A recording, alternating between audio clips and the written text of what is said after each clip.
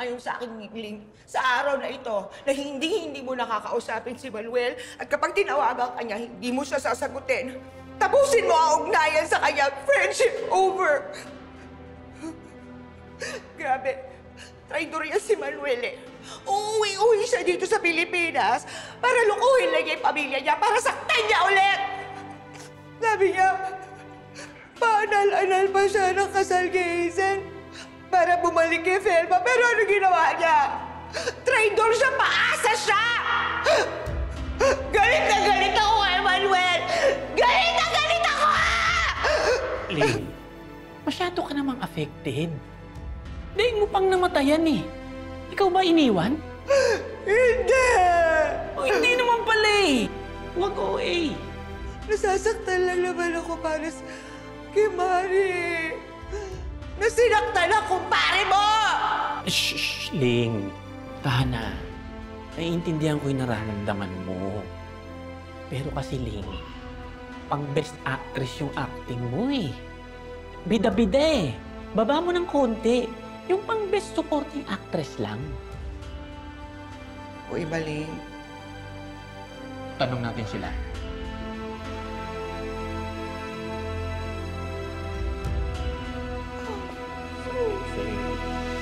Hazel, tinatanong kita. Nagpunta ka sa family outing ko. Ano namang ginawa mo ron? Sorry. Natakot lang naman ako eh.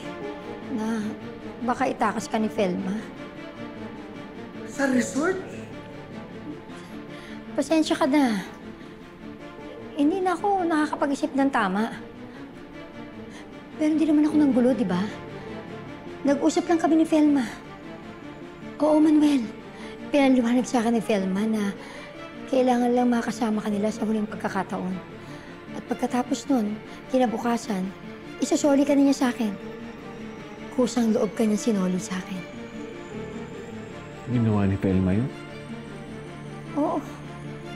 Hindi ba yan sinabi sa'yo? Ang sabi pa nga niya, iyong-iyo na si Manuel.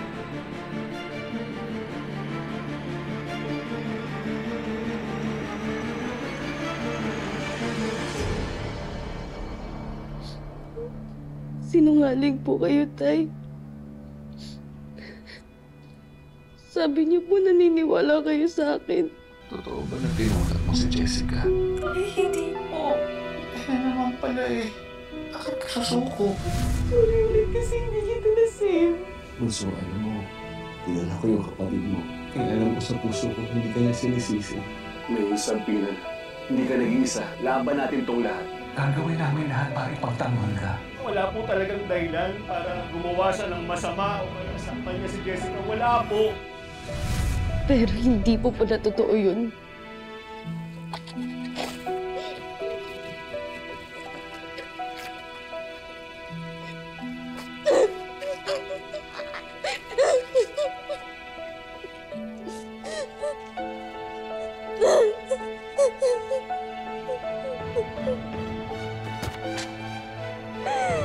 Thank you.